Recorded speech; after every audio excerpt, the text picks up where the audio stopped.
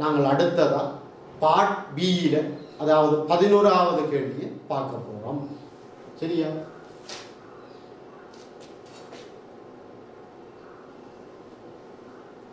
சரி,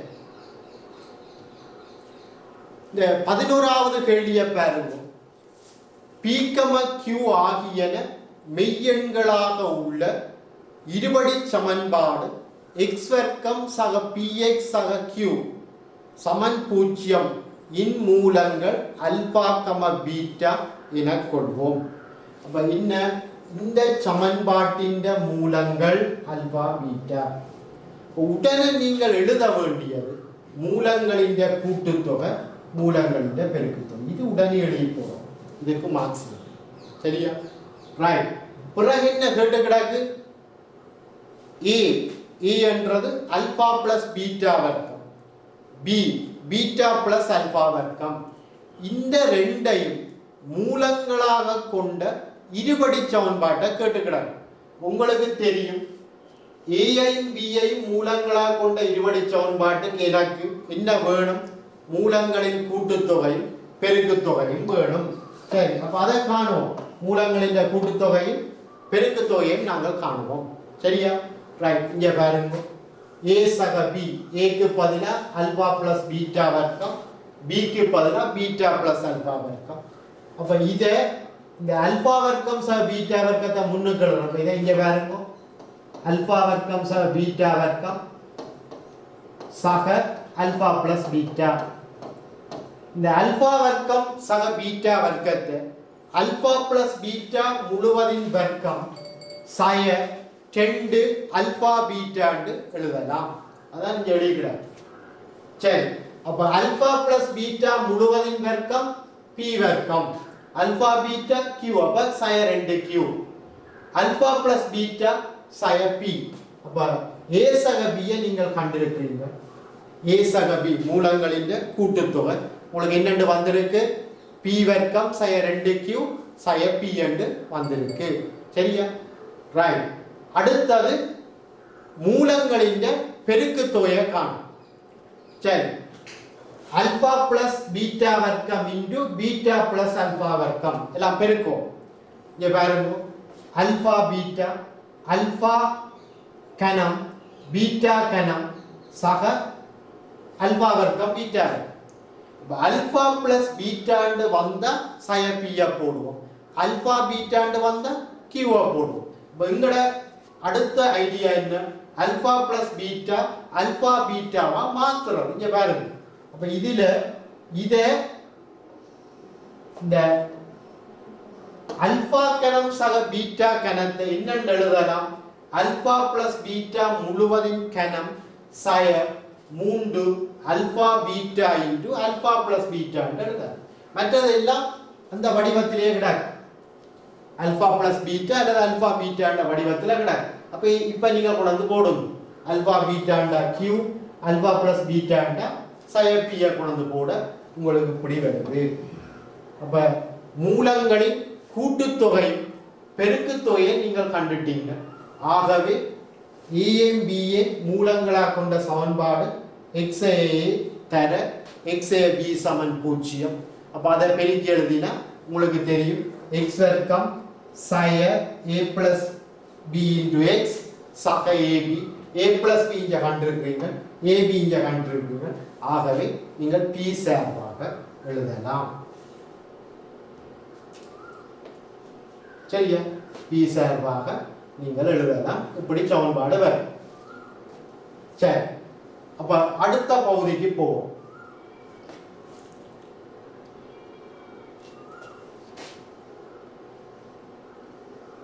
சரி, இங்க கவனிங்க பிள்ளைகள். இந்த அடுத்ததா என்ன சொல்றாருன்னா, இந்த ஆல்பா பீட்டா மெய்யானவையாக இல்லாத போது ஆல்பா பீட்டா கற்பனை என்று சொல்றாரு. உங்களுக்கு தெரியும், இந்த ஒரு இருபடி சமன்பாட்டின் தன்மை காட்டி சிறிது பூஜ்ஜியமண்டா மூலங்கள் கற்பனை, சமன் பூஜ்ஜியமண்டா பொருந்துற மெய் மூலங்கள், பெரிது பூஜ்ஜியமண்டா வேறு வேறான மெய் மூலங்கள், பெரிது அல்லது சமன் பூஜ்ஜியம் மெய் மூலங்கள். இப்ப இங்க சொல்ற இந்த அல்பா பீட்டா ஆகியன மெய்யானவையாக இல்லாத போது, ஆகவே அந்த அல்பா பீட்டா ഇതിന്റെ മൂലങ്ങളാണ് അൽഫാ ബീറ്റ. അപ്പൊ ഇതിന്റെ ഡെൽറ്റ ചെറുത് 0, ഇതിന്റെ ഡെൽറ്റ ചെറുത് 0 ഉണ്ട്. പി വർക്കം സൈൻ 4q ചെറുത് 0. അതാണ് ഇതിൽ എഴുതിയത്. പി വർക്കം സൈൻ 4q ചെറുത് 0. சரி, மெய்யானவையாக இல்லாத போது p சமன் சய உண்டு ஆக இருந்தால் மாத்திரம் இங்க வரும். அப்ப if and only if ரெண்டு பக்கம் நீங்கள் நிறுவோம். p சமன் சய உண்டு எடுத்து கொண்டு போய் a b என்ற அந்த மூலங்கள் மெய் என்று நிறுவோம். பிறகு a b மெய் என்று எடுத்துக்கொண்டு p சமன் சய உண்டு நிறுவோம். அப்ப a b என்றது இந்த சமன்பாட்டின் மூலங்கள், அது மெய் என்று காட்டுறேன், அதிന്റെ டெல்டா பெரிதல்ல சமம் 0 என்று சொல்லுவோம். அப்ப நாங்கள் முதல்ல இந்த சமன்பாட்டின் டெல்டாவை எழுதுவோம். இங்க பாருங்க, டெல்டா b வர்க்கம் ഇതിന്റെ வர்க்கம் sin 4 a ഉണ്ട് c ഇതിന്റെ டெல்டா. ഇതിல இந்த மூன்று உறுப்புகளின் வர்க்கம் உங்களுக்கு தெரியும். இப்ப a சய b சக c ഇതിന്റെ வர்க்கம் அண்டா a வர்க்கம் சக b வர்க்கம் சக c வர்க்கம் ரெண்டு தர இது தர இது சய 2ab ரெண்டு தர இது தர இது சய 2bc சக 2ca இப்படி எழுதலாம். அதே மாதிரி ഇതിന്റെ விரிவு எழுதுவோம். p இன் 4ஆம் மடங்கு இங்க கிடக்கு. ഇതിന്റെ 4q வரும் இங்கேயும் கிடக்கு. சய 4q வரும், அது வெட்டுப்படும். அப்ப அதெல்லாம் நேரடியா சுருக்கி எழுதிக்கிறேன். p இന്റെ வரும் பேருந்து ரெண்டு தர இது தர இது ரெண்டு தர இது தர இது ரெண்டு தர இது தர இது. அப்ப எல்லாம் சுருக்கி கடைசியா இந்த விட வரும். சரியா, இங்க பாருங்க, இந்த விட வரும். இதை நாங்கள் இப்ப என்ன செய்ய போறோம்னா காரணிப்படுத்த போறோம். எங்களுக்கு இந்த இதை அதுக்குள்ள கொண்டுவரக்கூடியதா கிடக்கும்.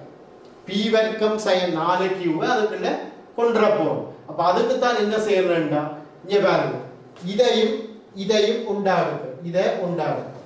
ஏண்டா அதுல பி வர்க்கத்தை பொதெடுத்து விட்டா பி வர்க்கம் sin 4q வரும். சரிதான், இங்கால பி வர்க்கம் sin 4q விடாது. மற்றதிலே நாங்கள் 2p பொதெடுத்து விட்டா p வர்க்கம் sin 4q வரும். p வர்க்கம் sin 4q பொதெடுத்து விட்டா p வர்க்கம் சக 2p சக 1 வரும். அது p சக 1 முழுவதின் வர்க்கமா எழுதலாம். சரியா பிள்ளைகளே? ரைட். அப்ப இப்ப கேள்விக்கு வரும் என்ன, இப்ப அல்பா கமா பீட்டா மெய்யானவை.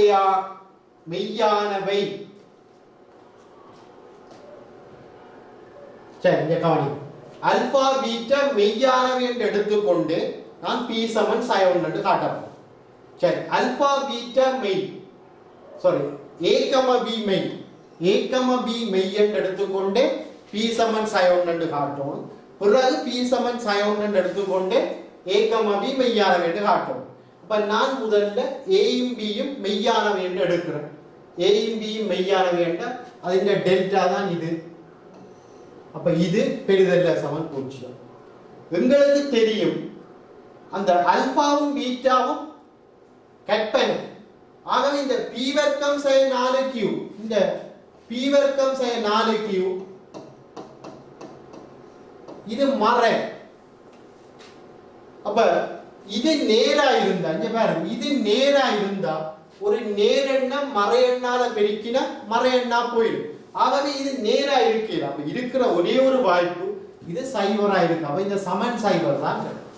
ஆகவே பீசா ஒன்றின் வர்க்கம் சைவரா தான் இருக்கலாம், வேற வழி இல்லை. பீசா ஒன்றின் வர்க்கம் சைவர் இருந்தால் பி சமன் சைவர். என்ன நாங்கள் நிறுவி இருக்கிறோம், a b மெய்யானவை என்று எடுத்துக்கொண்டு போய் p சமன் sin 1 என்று காட்டிட்டோம். இனி p சமன் sin 1 என்று எடுத்துக்கொண்டு போய் a யும் b யும் மெய்யானவை என்று காட்டுவோம். அப்ப p sin 1 என்றா உங்களுக்கு தெரியும், அதிന്റെ டெல்டா இத sin 1 போட்டா டெல்டா 0 என்று நேரடியா வருது. டெல்டா கண்டுறோம். அப்ப டெல்டா 0 என்றா மெய்யானவை, அதோட மேலேயுமா தெரியும், அதிന്റെ தீர்வுகள் பொருந்தும்.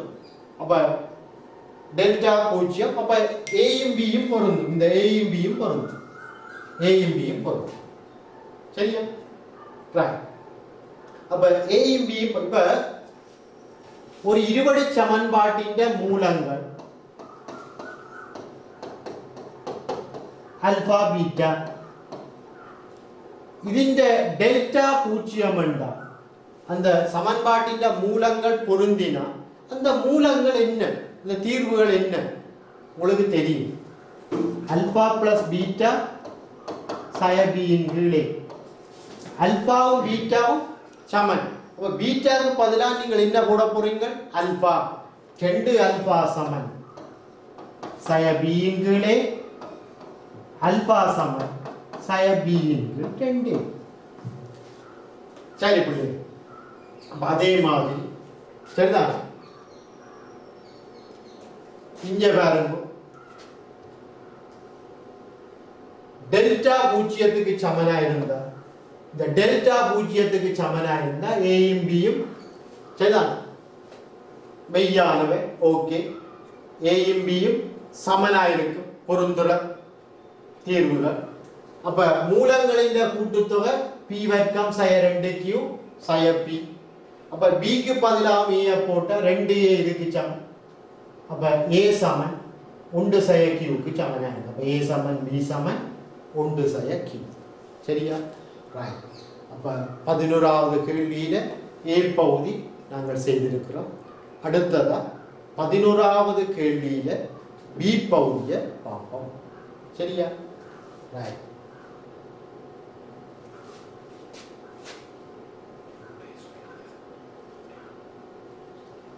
சரி, இது மிக இலகுவான கேள்வி.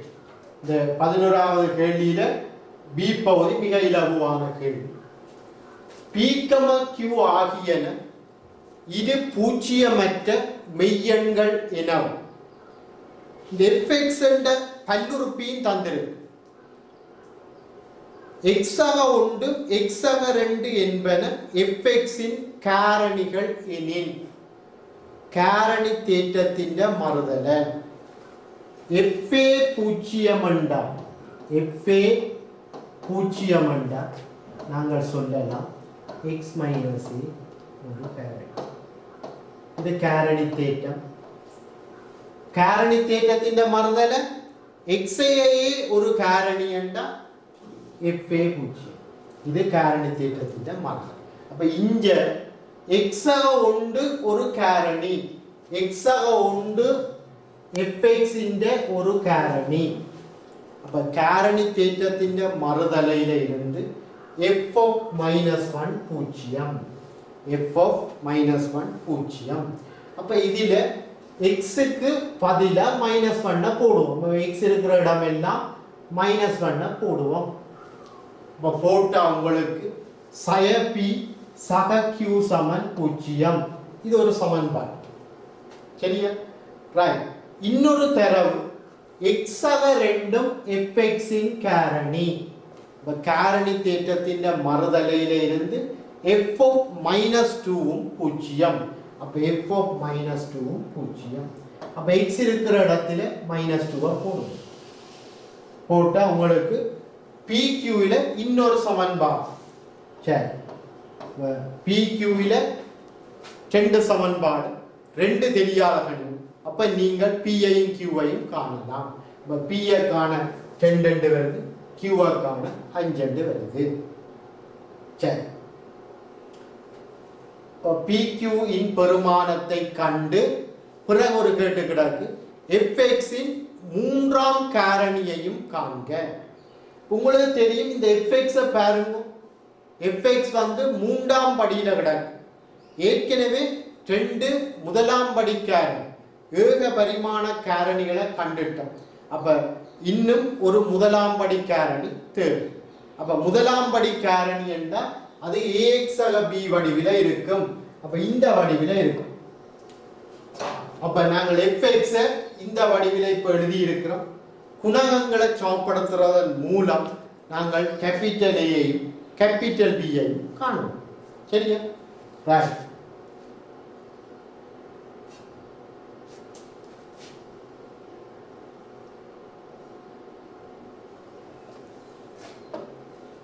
சரி, இங்க பாருங்க. அப்ப fx நான் இப்படி எழுதுறேன். ஏனென்றா இது மூன்றாம் படி, இது ரெண்டும் காரணி. அப்ப மத்திய காரணி கட்டாயமா முதலாம் படியில்தான் இருக்கும். சரியா? இப்ப நாங்கள் குணகங்களை சமப்படுத்துவோம். x கணத்தின் குணகம். சரிதான்? அப்ப x கணத்தின் குணகத்தை சமப்படுத்தினீங்களா இங்க 2 இங்கால இதால பெருக்கிக்க வரும். அப்ப a2 வரும். மாறிலி உறுப்பை சமப்படுத்தும். மாறிலி உறுப்பை சமப்படுத்தினா இதால பெருக்கிக்க வரும். அப்ப இங்க 2b இங்க சயம். அப்ப b சயம் 3 வரும். சரியா? ரைட். அப்ப a2 b சயம் 3. சரி. இன்னொரு கேள்வி கேட்டுக்கிறார். இங்க பாருங்க, அடுத்த ஒரு கேள்வி கேட்டிருந்தது. இந்த fx 2x வர்க்கம் sin x sin உண்டு. fx 2x வர்க்கம் sin x sin உண்டு. இதால வகுக்கேக்க வார மீதியால் உங்களுக்கு தெரியும் fx x minus a ஆல வகுக்கேக்க ஒரு ஈவு வரும் pi of x, ஒரு மீதி வருமா என்றா டிவிஷன் அல்கோரிதம். fx என்னன்னு எழுதலாம் x minus a into pi of x plus r. அப்ப அதே மாதிரி எழுதுவோம். இப்படி எழுதாது. இப்ப கணப்பிள்ளைகள் இப்படி எழுதுறாங்க. சரிதான்? இந்த மார்க்கிங்ல நெடுக. சரிதான்? இந்த இதை சுட்டி காட்டுறது இப்படி எழுதுறது பிள்ளையாங்க. இப்படி எழுதாதே. சரி, இப்படி எழுதாது. இது நெடுக பிள்ளைகள் அந்த விடத்தாள் இப்படி இருக்கிறது. அவை இப்படி ஒரு நாள் எழுதாதீங்கோ. இது பிள்ளை இப்படி எழுதாது. சரி, சரியா? ரைட். இப்ப நாங்கள் இந்த fx x உண்டு தர x 2, மற்றது ஒரு முதலாம் படி. சரிதான்? இது காரணி என்றபடியா இங்கால மீதி வரை. ஆகவே ax b. அப்ப இந்த a b ஐ நாங்கள் காண்றதுக்கு சரிதான் குணகங்களை சமப்படுத்தலாம், அல்லாட்டி பெருமானங்களும் போடலாம்.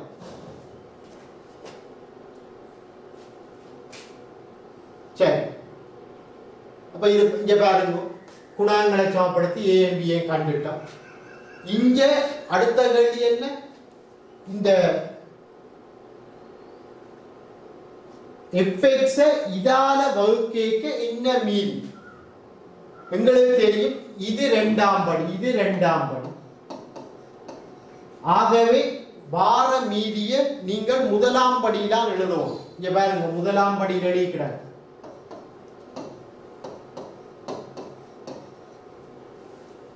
இதுல pi of x ஈவு. இந்த pi of x எங்களுக்கு தெரியாது. ஆகவே பெருமானங்களை போட்டுத்தான் காணலாமே தவிர குணகங்களை சமப்படுத்தி காணலாம். ஏன் pi of x தெரியாது. அப்ப இந்த வகுத்திய காரணிப்படுத்துவோம். 2x ஒன்று தர x உண்டு. x க்கு ஒன்று போட்டா புலாம் சைவரா போயிடும். அதே மாதிரி சயர போட்டாலும் சைவரா போயிடும். அப்ப நாங்கள் x க்கு ஒன்று போட்டா இஞ்சால சயார வருது, இஞ்சால சி சகடி. அப்ப c-லையும் d-லையும் ஒரு தொடர். x க்கு சய அர போட்டாலும் புலாம் சைவரா போயிடும். இஞ்சால சயம் 3 வருது. அப்ப சரி, அங்க x க்கு சயர போட்டா சயர சி சகடி. அப்ப c-லையும் d-லையும் ஒரு தொடர், இன்னொரு தொடர். இந்த ரெண்டிலேயும் இருந்து நாங்கள் c-யையும் d-யையும் காணலாம். நம்ம c-ய கண்டா சய 2, d-ய கண்டா சய 4 வருது. எங்களுக்கு கேட்டது மீதி. மீதி என்றது cx சகடி. ஆகவே சய 2x சய 4. சரியா? அப்ப மீதி தேற்றம் 11வது கேள்வி முழுமையாக நாங்கள் செய்துட்டோம். சரியா? அடுத்ததா நாங்கள் 12வது கேள்விக்கு போவோம். சரியா? ரைட்.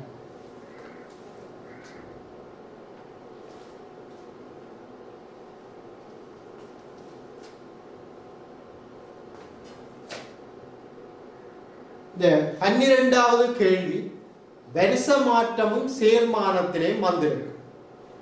சரிதான்? COVID-19 ஆய்விற்காக 5 பிரதான வைத்தியசாலைகள் பங்கேற்கின்றன. சரிதான். இப்போத உள்ள நடைமுறையில் உள்ள விடயங்களோட கேள்வி வந்திருக்கு. ஒவ்வொரு வைத்தியசாலையும் ஒரு ஆண் வைத்திய நிபுணர், ஒரு பெண் வைத்திய நிபுணர், ஒரு தொழில்நுட்ப உதவியாளர். அப்போ 5 வைத்தியசாலை இருக்கு. 5 பேரும் சரிதான். ஒரு ஆண் வைத்திய நிபுணர், ஒரு பெண் வைத்திய நிபுணர், ஒரு தொழில்நுட்ப உதவியாளர் 3 பேரை அனுப்பினோம். இப்போ 15 பேர் வெளியணும். சரிதான். அப்போ 5 வைத்தியசாலை, அப்போ 5 ஆண் வைத்திய நிபுணர்கள் மொத்தமாக இருப்பினம் 15 பேரில், 5 பெண் வைத்திய நிபுணர்கள் இருப்பினம், 5 தொழில்நுட்ப உதவியாளர் இருப்பினம். சரி, இந்த 15 பேரில் இருந்து 5 பேரை கொண்ட ஒரு குழுவை நாங்கள் தெரியணும். அப்படி ஒரு குழுவை எத்தனை விதமாக நாங்கள் ஆக்கலாம். சரிதான். அதான் முதல் கேட்டுக்கிறார். இங்கே பாருங்க, பின்வரும் ஒவ்வொரு சந்தர்ப்பங்களில் ஆக்கப்படத்தக்க ஒவ்வொரு வழிகளின் எண்ணியை காண்க. 5 உறுப்பினர்களை கொண்ட ஒரு குழு.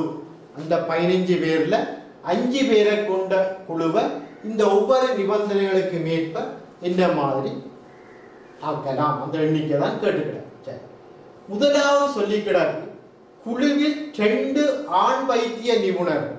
2 ஆண் வைத்திய நிபுணர். உங்களுக்கு தெரியும் மொத்தம் 5 பேர். 2 பெண் வைத்திய நிபுணர். உங்களுக்கு இதுலையும் தெரியும் மொத்தம் 5 பெண் வைத்திய நிபுணர். ஒரு தொழில்நுட்ப உதவியாளர். உங்களுக்கு தெரியும் இதுலையும் மொத்தம் 5 பேர் இருக்கிறோம். அப்ப 5 பேரில் 5 ஆண் வைத்திய நிபுணர்கள்ல இருந்து நாங்கள் 2 பேரை தெரியும். இதே மாதிரி 5 பெண் வைத்திய நிபுணர்கள்ல இருந்து 2 பேரை தெரியும். 5 தொழில்நுட்ப உதவியாளர்கள்ல இருந்து ஒரு ஆளை தெரியும்.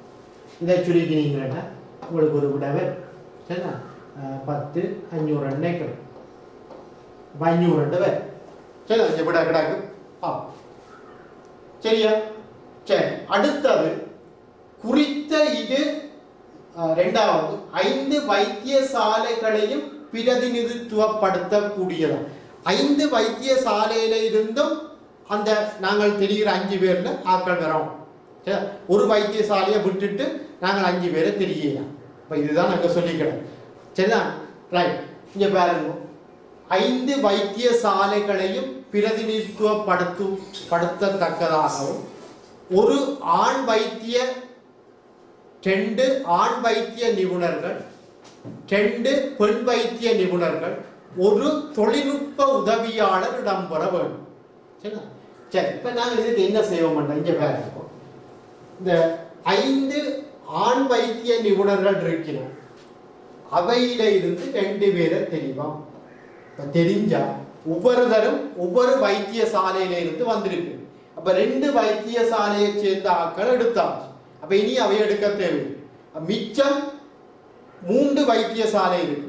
அந்த 5 பெண் வைத்திய நிபுணர்கள்ல இந்த 2 வைத்தியசாலையை சேர்ந்த பெண் வைத்திய நிபுணர்களை விட்டுட்டு எஞ்சிய 3 பெண் வைத்திய நிபுணர்கள்ல இருந்து 2 பேரை எடுப்போம். அப்ப 4 பேரை எடுத்துட்டோம்.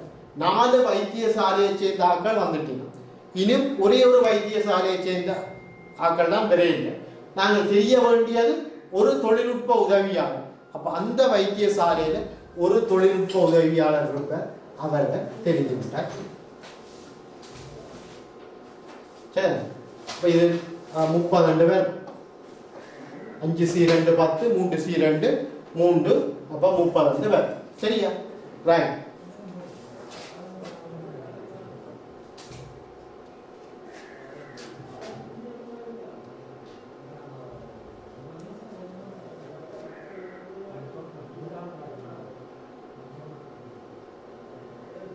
சரி, அடுத்த 3வது சொல்லி கிடக்க பாருங்க, குறித்த இது வைத்தியசாலையில்.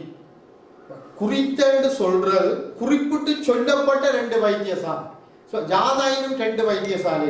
குறித்த வைத்தியசாலையில் ஆண் வைத்திய நிபுணர்கள் 20 பங்கு பற்றத்தக்கதாகவும். எங்களுக்கு தெரியும் இந்த குறித்த வைத்தியசாலையில 2 ஆண் வைத்திய நிபுணர்கள் இருப்பினா அந்த 2 பேரை நாங்கள் எடுக்கத்தான் வேண்டும். மிச்சம் 3 பேர் அந்த 3 பேர் என்ன மாதிரி சொல்லி கிடக்கு, ஏனைய வைத்தியசாலைகளில் இருந்து 2 பெண் வைத்திய நிபுணர்கள், குறித்த 2 வைத்தியசாலையின் பெண் வைத்திய நிபுணர்களை விட்டுட்டு எஞ்சிய 3 பெண் வைத்திய நிபுணர்கள்ல இருந்து நாங்கள் 2 பேரை எடுப்போம். சரியா? இப்ப சரிதான், 4 பேர் வந்துட்டு இனி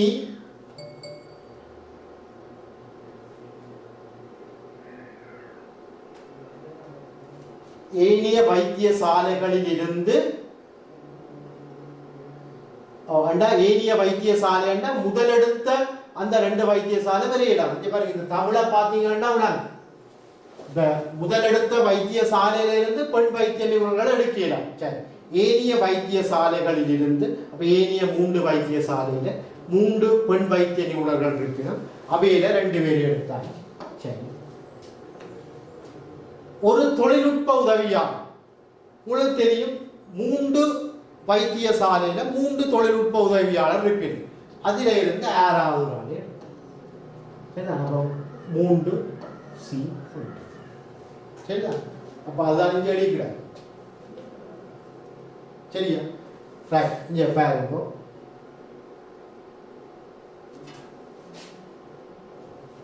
சரியா? ரைட், அதை சொல்லிக்கிறீங்கன்னா 9. இன்னொரு கேள்வி கிடக்கு, 4வது கேள்வியை கவனிக்கும். தெரிவு செய்யப்பட்ட ஒரு குழுவானது தொற்று நீக்கும் செயல்முறைக்காக சுரங்க பாதையினோடு அனுப்ப வேண்டி உள்ளது. அனுப்பத்தக்க விதங்களின் எண்ணிக்கை. இப்ப ஒரு குழுவை நாங்கள் 5 பேர் கொண்ட அந்த குழுவை ஒரு பாதைக்குள்ளாக எத்தனை வழியில அனுப்பலாம்? இங்க என்ன தீர்மானிக்க போது, அவ போற ஒழுங்கு வரிசை, யார் முதல் போகுது, யார் 2வதா போகுது, அந்த ஒழுங்கு. அப்ப 5 பேரை எத்தனை விதமா அனுப்பலாம்? 5 ஃபேக்டோரியல். சரி, அது வரிசை மாற்றம். 5 பேரை 5 ஃபேக்டோரியல் வழிகள்ல வரிசை மாற்றம் செய்யலாம். அதுதான் 4வது கேள்வி. சரி, அதை சுருக்கினீங்கன்னா 120 பேர். சரியா? ரைட். அப்ப அடுத்ததா நாங்கள் பார்ப்போம்.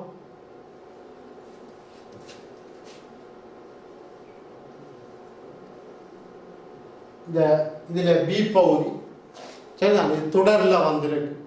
12வது கேள்வியில பி பகுதி தொடர்ல வந்திருக்கு.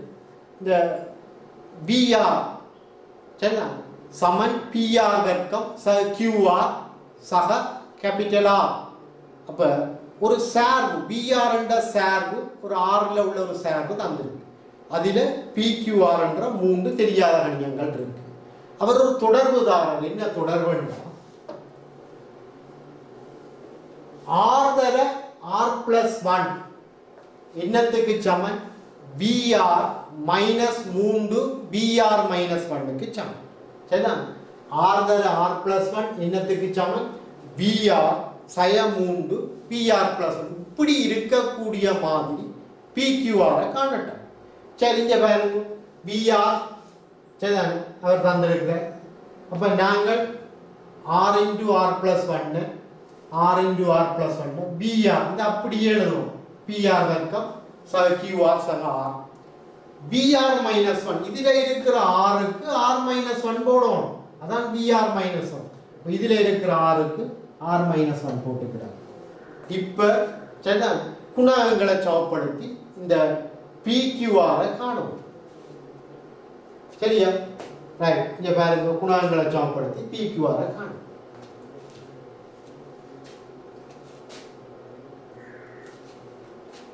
R வர்க்கத்தின் குணகத்தை சமப்படுத்தும். ഇതിലെ R വർക്കം 1, ഇതിലെ P, ഇതിന്റെ വിരിവിലെ സയം 3P അങ്ങ് അളവുടത്തിലും വരാം. R ന്റെ ഗുണത്തെ ചമപ്പെടുത്തുക. ഇതിലെ ഒരു R വരും, ഇത് ഇതാണ് പരിക്കേക്കവർ. ഇതിലെ ഉണ്ട് Q. ഇതിലെ സയ 2 R ഉണ്ട്, ഇതിന്റെ വിരിവിലെ സയ 2 R വരും. അപ്പൊ സഹ RP. ഇതിലെ ഉണ്ട് വരും Q, இந்த மூன்றாவது பேருக்கு சயம் 3Q. அப்ப R ന്റെ ഗുണം சரி. R இன் சைவராம் அடுக்கு R இல்லாத உறுப்பு ഇതിലെ இல்ல சைவம், ഇതിലെ R, ഇതിന്റെ വിരിവിലെ വരും சய 3p இதுல வரும் சக 3q இதுல வரும் சய 3a. அப்ப PQR 3 தெரியாத கணி 3 சமன்பாடு. அதை நீங்கள் P ஐயும் Q ஐயும் மாறையும் காணலாம். சரி, அப்ப கண்டா உங்களுக்கு P சயர் Q சயர் 2 R சயர் 9/4 வரும். கொண்டே போடும். போட்டா இப்ப BR காணலாம். சரியா? ரைட். அவர் சொன்ன மாதிரி நாங்கள் முதல்ல BR கண்டுட்டோம்.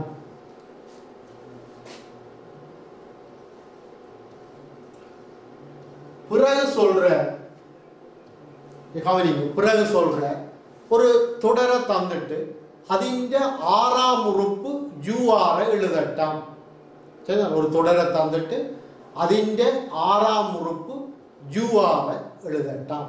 சரி, அப்ப இந்த தொடரை பார்க்க தெரியுது. 1 தர 2 சரி, கீழே 3/1 இடம். இப்போ 2ஆம் உறுப்புண்டா 2ல தொடங்க. இதான் ஒன்று கூட கீழே 3/2 இடம். இப்படியே போய்க்கணும். 6ஆம் உறுப்பு என்ன? UR என்ன? முதலாம் உறுப்புண்டா 1 தர 2 1ல தொடங்க. 2ஆம் உறுப்பு 2ல தொடங்க. 6ஆம் உறுப்புண்டா R தர 1 கூட R + 1 கீழே முதலாம் உறுப்புக்கு 3/1 இடம், 2ஆம் உறுப்புக்கு 3/2 இடம், 6ஆம் உறுப்புக்கு 3/6 இடம். சரிதான்? இதுதான் UR. சரி, இப்போ அதை எழுத சொல்றேன். சரிதான்? இதை நாங்கள் எழுதிட்டோம். முதல் என்ன செய்தாங்க? R × R + 1 VR - 3 VR - 1 என்று எழுத சொல்லி கேட்டிருந்தோம். ஒரு தொடர்பு இல்லாமல் கேள்வி பெறா. ஏன் அதை கேட்டிருக்க? அதை எங்கேயோ பாவிக்க வேண்டி வருது. இங்க பாருங்க. அப்ப R × R + 1க்கு பதிலாக நாங்கள் என்ன எழுத போறோம்? இங்க பாருங்க. இந்த R × R + 1க்கு பதிலாக என்ன எழுத போறோம்?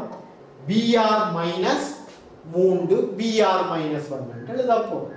சரி, இனி பிரிச்சு எழுது. VR இன் கீழ் 3/4 சய 3 VR - 1 இன் கீழ் 3/6 அப்ப இந்த 3 வெட்டுப்பட்டு 3 R - 1 அடுக்கு வரும். இங்க பாருங்க, இதுல இருக்கிற R க்கு R - 1 போட்டா இது வரும். அப்ப இது FR ண்டா இது FR - 1. அப்ப FR என்ன? இதான் FR. VR இன் கீழ் 3/6 அடுக்கு. இதுதான் FR. அவர் சொன்ன வடிவத்தில் நாங்கள் எழுதிட்டோம். சரியா? ரைட்.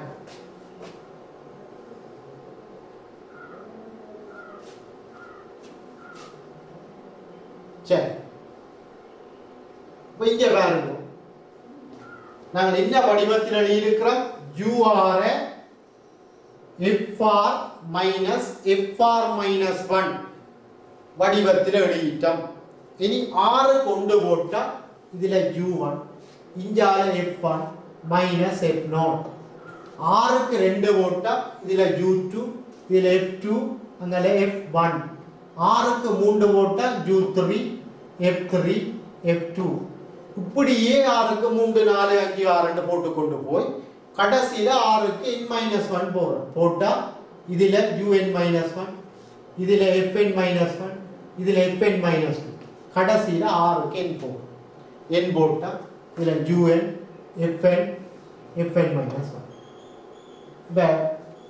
இடது பக்கத்தில் இருக்கிற ஒவ்வொன்றும் வலது பக்கத்தில் இருக்கிற சமம். இப்ப U1 இதுக்கு சமம், U2 இதுக்கு சமம். அப்ப இடது பக்கம் இருக்கிற எல்லாத்தையும் கூட்டி வாரது வலது பக்கம் இருக்கிற எல்லாத்தையும் கூட்டி வாரது சமம். இடது பக்கத்தில் இருக்கிற எல்லாத்தையும் கூட்டுவோம். U1 + U2 + U3 + அப்படியே கூட்டி + UN-1 + UN. அதான் இங்க எழுதிக்கிறார். இதத்தான் சிக்மா குறியீட்டில சிக்மா UR R = 1 இருந்து எழுதுகிறோம். இப்படி கூட்டேக்க +F1 - F1 அப்படியே வெட்டுப்பாடு, +F2 - F2 அப்படியே வெட்டுப்பாடு, +F3 இதுக்கு அடுத்த உறுப்பில -F3 வரும் வெட்டுப்பாடு. அப்படியே எல்லாம் வெட்டுப்பாடு. இந்த பேட்டர்ன்ல வெட்டுப்பாடு. இந்த மைனஸ் எஃப் இன் மைனஸ் டூ இதுக்கு முன்னம் இருக்கிற பிளஸ் எஃப் இன் மைனஸ் டூவோட வெட்டுப்படும். இப்படி வெட்டுப்படும். அப்ப இந்த fn மைனஸ் ஒன் இதுல இருக்கிற மைனஸ் fn மைனஸ் ஒன்னோட வெட்டுப்படும். சரியா? அப்ப இப்படி இதோட கவனிக்கணும் என்னண்டா பிள்ளைகள் பிளவுறது எத்தனை எழுதுறோம். இப்ப நாங்கள் இதுல 3 எழுதியிருக்கோம், கீழே 2 எழுதியிருக்கோம். அவ என்ன மார்க்கிங்கிற எதிர்பார்க்கணும்டா மேலே ஒன்று வெட்டி காட்டணும். அப்போ மேலே ஒன்று வெட்டி காட்டணும்டா அதுக்கு எத்தனை உறுப்பு வேணுமோ அத்தனை உறுப்பு குறைஞ்சது இருக்கும். கூட நீ எத்தனை எழுத இதுல மேலே ஒன்று வெட்டி காட்டணும்டா 2 உறுப்பு இருக்கும். அதே மாதிரி கீழையும் ஒன்று வெட்டி காட்டும். அப்ப கீழையும் 2 உறுப்பு இருக்கும். சரியா? நீ மேலே 4 எழுதி போட்டு கீழே ஒன்று எழுதிடலாம். எழுதினா இந்த மார்க்ஸ் இல்லாம போய் இந்த மார்க்ஸ் இல்லாம போய். அப்ப மேலே ஒன்று வெட்டி காட்ட எத்தனை உறுப்பு வேணுமோ அத்தனை உறுப்பு. அதே மாதிரி கீழே ஒன்று வெட்டி காட்டுறதுக்கு எத்தனை உறுப்பு வேணுமோ அத்தனை உறுப்பு. சரிதான்? அப்ப இதுல மிஞ்சுறது fn, இது f நோட், இது மிஞ்சு. அப்ப சிக்மா ur என்னத்துக்கு சமன்? fn மைனஸ் f நோட்டுக்கு சமன். fn எங்களுக்கு fr தெரியும். br என்கள் மூண்டினால் fn என்றா ஆருக்கு என்ன போடும்? f நோட் என்றா ஆருக்கு நோட்டா போடும். அப்ப b நோட் என்கள் மூண்டில் சைன். br ஏற்கனவே நாங்கள் கண்டு வச்சிருக்கிறோம். br சயர r வர்க்கம் சய 2r சய 9 என்கள் 4. இதான் br. அப்ப bn என்றா ஆருக்கு n போடணும். இங்க ஆருக்கு n போட்டுக்கிறார். b நோட் என்றா ஆருக்கு நோட் போடணும். ஆருக்கு நோட் போட்டா சய 9 என்கள் 4. சரியா பிள்ளைகள்? சரி. அப்ப சரியா? இதை நீங்கள் சுருக்கினீங்கன்னா உங்களுக்கு இப்படி வரும். இதுதான் இந்த தொடரின் முதல் தந்த தொடரின் முதல் எண் உறுப்புகளின் கூட்டுத்தொகை. சரியா? ரைட்.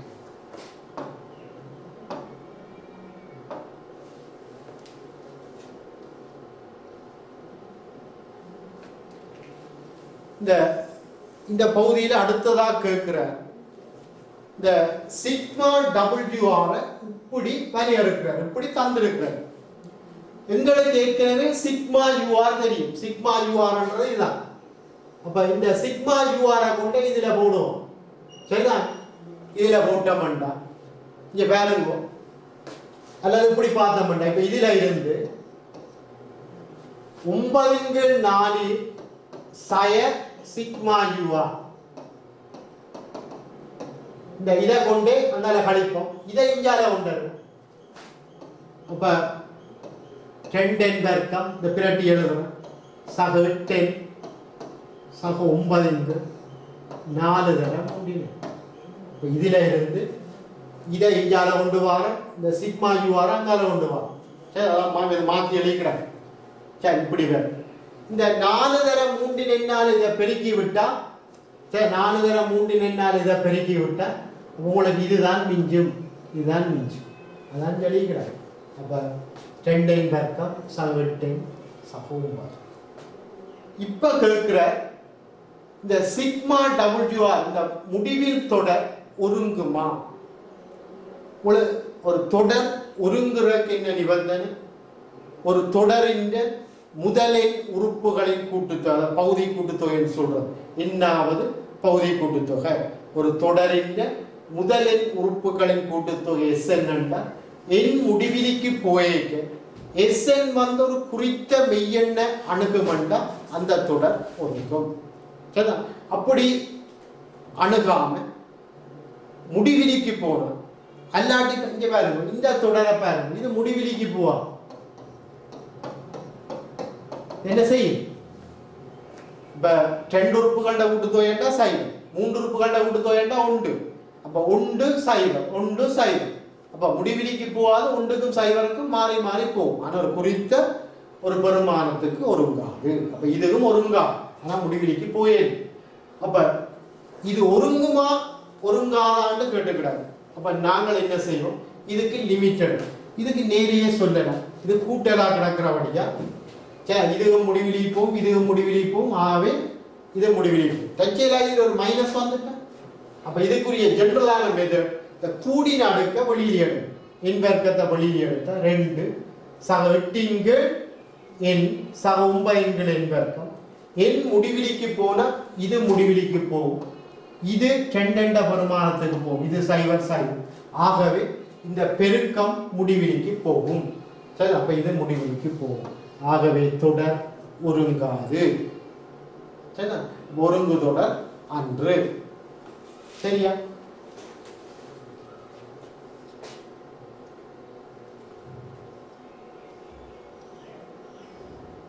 ரைட். 13வது கேள்விக்கு வந்துட்டோம். இங்க பாருங்க சிக்கல். இந்த A பகுதியை பாருங்க. Z1 plus Z2 Z1 Z2 ஆகிய ஒவ்வொன்றும் மறை மெய்யெண்களாக இருக்குமாறு. உங்களுக்கு தெரியும் மெய்யெண்கள் எல்லாம் சிக்கலெண்கள், சிக்கலெண்கள் எல்லாம் மெய்யெண்கள் இல்லை. அப்ப Z1 plus Z2 Z1 Z2 ஆகிய ஒவ்வொன்றும் மறை மெய்யெண்களாக இருக்குமாறு Z1, Z2 என்னும் இரு சிக்கலெண்கள் எனின் Z1, Z2 மெய்யெண்கள் என காட்டட்டான். சரி, இப்ப நாங்கள் இந்த Z1 x1 plus i/1 உண்டு, இந்த Z1 x1 plus i/1 உண்டு, Z2 x2 plus i/2 உண்டு எடுப்போம். சரி, இந்த தடவை பார்ப்போம் என்ன Z1 plus Z2 மறை மெய்யெண். Z1 plus Z2 காணுவோம் என்ன, என்னை கூட்டி விட்டாச்சு. சரிதான், 2 சிக்கலனை கூட்டுறோம். மெய்ப்பகுதி தனியாக கூட்டப்படும், கற்பனை பகுதி தனியாக கூட்டப்படும். சரியா? Z1 into Z2 பெருக்கம், ரெண்டையும் பெருக்கிறோம். இங்க பாருங்க பெருக்கேக்கு உங்களுக்கு தெரியும் x1 plus i/1 into x2 plus i/2 பெருக்கேக்கு பெருக்கவும் ஒரு சிக்கல். அப்ப அதுல வர மெய்ப்பகுதி x1 x2 இதை இதால பெருக்கேக்கவர் பேருந்து இதை இதால பெருக்கேக்கவர் i வர்க்கத்துக்கு மைனஸை போட்டாச்சு. இது மெய்ப்பகுதி. இந்த ஐயோட வாரது இதை இதால பெருக்கேக்கவர் x1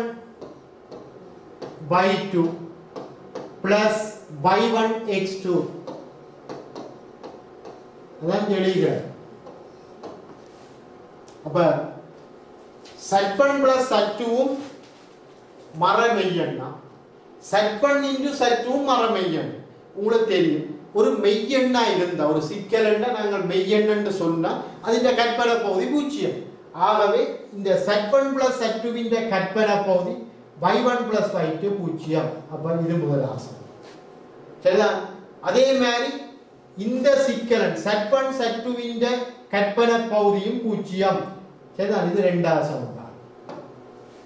மற்றது இன்னொரு தரவு தந்திருக்கு. மெய்யெண்ணில நேர்மெய்யெண்ணாம் இருக்கலாம், மறைமெய்யெண்ணாம் இருக்கு. இது மறைமெய்யெண். அப்ப சரிதான், இது 0 மிஞ்சுறது x1 plus x2 அதான் அந்த மெய்யெண். அது மறையா இருக்கும். அப்ப x1 plus x2 மறை. அதே மாதிரி x1 x2 minus y1 y2 மறை. சரிதான்? ரைட். அவர் தந்த தரவில இருந்து நாங்கள் முழுமையா அப்படி 4 தொடர்பு எடுத்திருக்கிறோம். சரியா? 4 தொடர்பு எடுத்திருக்கிறோம்.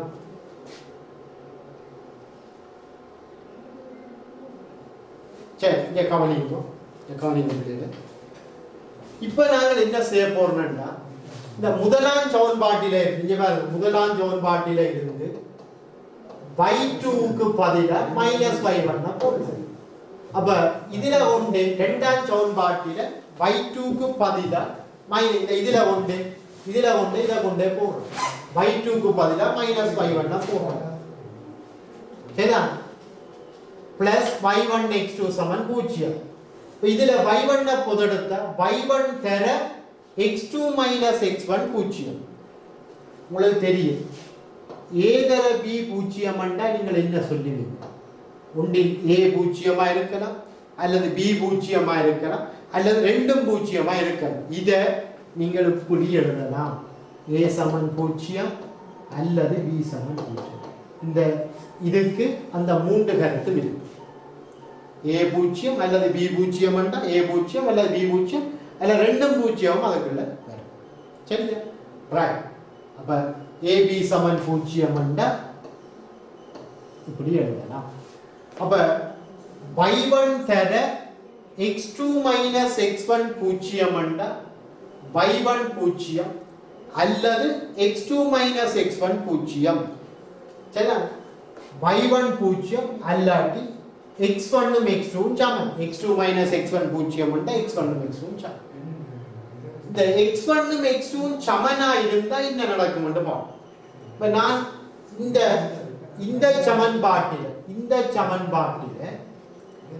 x2 க்கு பதிலா x1 போறோம். இந்த இதுல x2 க்கு பதிலா கொண்டாந்து x1 போறோம். அப்ப x1 போட்டா x1 வர்க்கம். y2 க்கு பதிலா மைனஸ் y1 போறோம். அப்ப x1 வர்க்கம் பிளஸ் y1 வர்க்கம் என்று வரும். அது மறை. இப்படி இருக்கிறது. வர்க்கம் ஒரு நிற வர்க்கம் ஒரு நாளும் மறையாய் இருக்கிறான். ஒரு நிற வர்க்கம் ஒரு நாளும் மறையாய் இருக்கிறான். x1 வர்க்கம் சக y1 வர்க்கம் மறை ரெண்டு வருது. அப்படி இருக்கிற அப்ப என்ன பிள்ளை x1 x2 க்கு சமனா இருக்கிறார். அப்ப சமனா இல்லாட்டி என்னவா இருக்கும்? இது பிள்ளையண்டா அப்ப என்னவா இருக்கும்? y1 சமன் பூஜ்ஜியமா இருக்கும். இது பிள்ளையண்டா அப்ப y1 சமன் பூஜ்ஜியமா இருக்கும். இதுல ஒன்றே போட்டீங்கன்னா y1 பூஜ்ஜியம் என்றா y2 பூஜ்ஜியம். அப்ப இப்ப z1 வந்து y1 பூஜ்ஜியம் என்றா அப்ப x1 என்று y2 பூஜ்ஜியம் என்றா z2 x2 என்று வரும். அப்ப கற்பனை பகுதி பூஜ்ஜியம் என்ற இந்த ரெண்டும் மெய்யெண்கள். z1 ம் z2 ம் மெய்யெண்கள். இதுதான் இதுக்கு கொடுக்கப்பட்ட நிறுவனம்.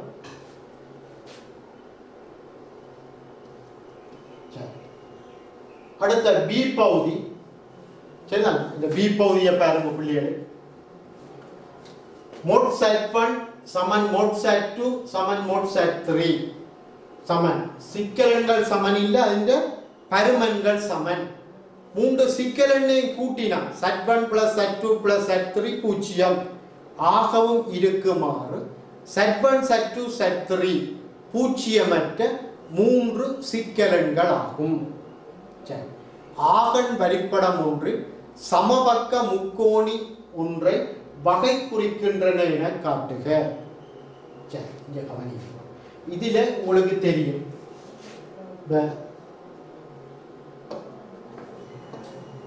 z1 plus z2 bar plus z2 bar என்று எழுதலாம். சிக்கல் உடன்புணரியின் பண்புகள். சரியா? ரைட். இன்னும் ஒரு முடிவு தெரியும். mod z வர்க்கம் சமன் z bar. அப்ப இங்க நான் என்ன செய்யறேன்னா இதுல இருந்து z1 plus z2 plus z3 முழுவதின் பார் பூஜ்ஜியத்தின் பார். மெய்யெண்களுக்கு பார் போட்டா மெய்யெண். அப்ப z1 பார் plus z2 பார் plus z3 பார் பூஜ்ஜியம். சரி, இத இப்படி எழுதலாம். இந்த முடிவு mod of z1 minus z2 இந்த வர்க்கத்தை z1 minus z2 into z1 minus z2 இந்த பார். இந்த z1 minus z2 இந்த பார் z1 இந்த பார் minus z2 இந்த பார். சரி, இப்போ இத பெருக்குறோம். சரி, அது அப்படி எல்லாம் பெருக்கி இருக்கு. சரி, z1 பார் என்னன்னு எழுதலாம்? mod z1 square. z2 பார் mod z2 ஸ்கொயர். அதான் எழுதிக்கிறோம். இதில இந்த z2 பாருக்கு பதிலா இதில இருந்து மைனஸ் z1 பார், z2 பாருக்கு பதிலா minus z1 bar minus z3 பார் அதை எழுதிக்கிறோம். சரிதான்? அதே மாதிரி இந்த z1 பாருக்கு பதிலா minus z2 bar minus z3 பார் எழுதிக்கிறோம். இப்போ இதை அடைப்பினிக்கு பெருக்கிறோம். சரிதான்? இது plus z1 பாரண்டா mod z1 square, z2 பாரண்டா mod z2 square. சரிதான்? மிஞ்சிறது இங்க பாருங்க, இதுவும் ரெண்டிலையும் z3 பார் பொதுவாக கிடக்கு. அதை வெளியே எழுதுவோம். z1 plus z2 க்கு பதிலா மைனஸ் z3. சரி, அப்ப இதுல ஒரு மைனஸ். அப்ப mod z1 mod z2 mod z3 p என்று எடுத்துறாங்க. அப்ப அதுகளுக்கு எல்லாம் p போடுவோம். அப்ப அதுல ஒரு 4 p வர்க்கம். இதில் ஒரு பி வர்க்கம் கழிவிட போது 3 பி வர்க்கம். இதில் Z1 இந்த மாதிரி இருக்கும், அதே மாதிரி தான் Z2 இருக்கு, அதே மாதிரி தான் Z3 இருக்கு. ஆகவே இதே மாதிரி நீங்கள் மொட் ஆஃப் Z2 மைனஸ் Z3 இந்த வர்க்கத்தை கண்டா சரிண்ணா, இதே விடதான் திருப்பி செய்ய தேவை. கணிதத்தில் அதே மாதிரி ஒரு செய்கை, முதல் செய்த மாதிரி ஒரே செய்கை திருப்பி செய்ய தேவை. இவ்வாறு என்று போட்டு எழுதலாம். இதுவும் என்னென்று வரும் 3 பி வர்க்கம். அதே மாதிரி Z3 மைனஸ் Z1 3 பி வர்க்கம். சரியா? இது ரெண்டும் சமம். ஆகவே mod of Z1 minus Z2 சமன் mod of Z2 minus Z3 சமன் mod of Z3 minus Z1 சமன். உங்களுக்கு தெரியும் இந்த மொட் ஆஃப் Z உற்பத்தியையும் சட்டையும் இணைக்கிற கோட்டின் நீளம். இதுதான் மொட் ஆஃப் Z. உற்பத்தியையும் சட்டையும் இணைக்கிற கோட்டின் நீளம். மொட் ஆஃப் Z1 மைனஸ் Z3 என்ன? Z1ஐயும் Z2ஐயும் இணைக்கிற கோட்டின் நீளம் தான் மொட் ஆஃப் Z1 மைனஸ் Z. அப்ப Z1ஐயும் Z2ஐயும் இணைக்கிற கோடும், Z2ஐயும் Z3ஐயும் இணைக்கிற கோடும், Z3ஐயும் Z1ஐயும் இணைக்கிற கோடும் சமம். ஆகவே ஒரு முக்கோணியின் பக்கங்கள் சமம் என்றால் அது சமவாக்க முக்கோணம். சரி, நாங்கள் கடைசி பகுதி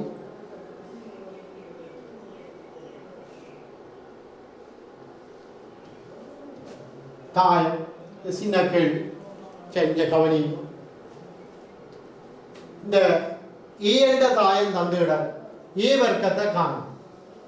தாயத்தை இப்படித்தான் பெருக்கிறது. இது 2/2, இதுவும் 2/2 என்றா சரிதான். இந்த பெருக்கி வார தாயம் 2/2 என்று வரும். இங்க தொடக்கம் அங்க முடிவு எடுக்கணும். அப்ப இது பெருக்கி வாரதும் 2/2 தான் இருக்கு. இப்ப இதுல முதலாவது ரோ எடுத்தீங்கன்னா இங்க முதலாவது குலம் எடுத்தா இந்த மூலகம் முதலாவது ரோவிலை முதலாவது குலத்திலே இருக்கு. இங்க முதலாவது ரோ எடுங்கோ, இங்க முதலாவது குலம் எடுங்கோ. முதலாவது மூலத்தை முதலாவதோட பெருக்கணும், ரெண்டாவது மூலத்தை இங்க ரெண்டாவது மூலகத்தோட பெருக்கணும். அப்ப சக 36 சய 15. அதே மாதிரி தான் இது முதலாவது ரோவில ரெண்டாவது குலம் இருக்கு. இங்க முதலாவது ரோ, இங்க ரெண்டாவது குலம். முதலாவதோட ரெண்டாவதோட பெருக்கணும். சரிதான்.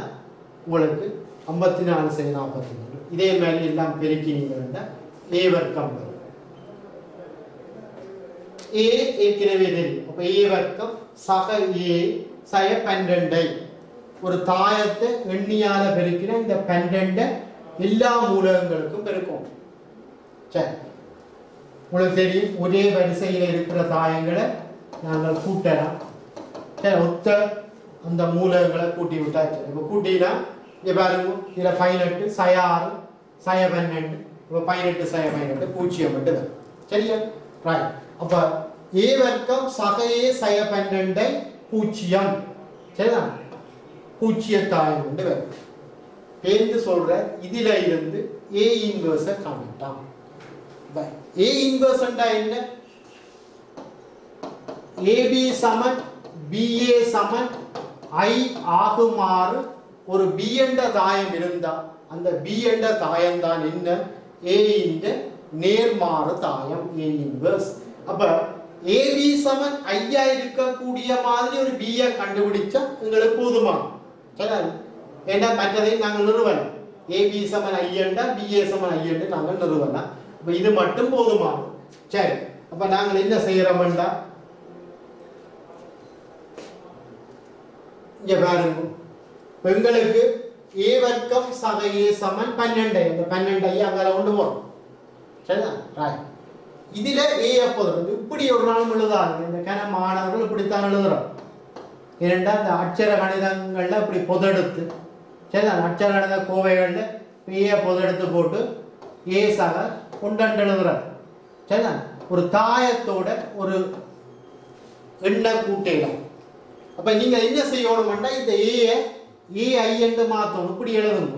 ஏ வர்க்கம் ஏஐ ai சமன் a. அப்ப இப்ப நீங்கள் என்ன செய்யலாம்? a பொதுடுக்கலாம். a சக i. இப்படித்தான் எழுதணும், முண்டண்டு எழுதக்கூடாது. சரி, அப்ப இதுல a பொதுடுத்தா a சக i என்று வரும். 12. சரி, இந்த 12 தாய பெருக்கல் இந்த 12 கொண்டு நீங்கள் சரி 12ஆல பிரிக்க போறோம். a க்கும் பிரிக்கலாம், a சக i க்கும் பிரிக்கலாம். இப்ப பாருங்க என்ன வடிவத்துல வந்துட்டது, ab சமன் i இந்த வடிவத்துல வந்துட்டு. இப்படி இருக்கக்கூடிய மாதிரி ஒரு b ஐ கண்டுபிடிச்சிட்டோம். அந்த b தான் என்ன, 1/12 தர a சக i. அப்ப அதுதான் a இன்வர்ஸ். அப்ப a இன்வர்ஸ் வந்து 1/12 தர a சக i. இதுதான் a இன்வர்ஸ். சரியா? ரைட், பிள்ளைகள் கவனிங்க. அப்ப a இன்வர்ஸ் சமன் 1/12, a க்கு பதிலா கொண்டே போடுங்க, i க்கு பதிலா போடுங்க. அப்ப a இன்வர்ஸ் இருக்குங்க அது. சரியா? இதுதான் ஓகேயா? சரி பிள்ளைகளே, நாங்கள் இணைந்த கணிதத்தில் இந்த 13வது கேள்வி மட்டும் செய்திருக்கிறோம். சரிதான், இத்தோடு எனது இந்த விரிவுரையை நான் நிறைவு செய்கிறேன்.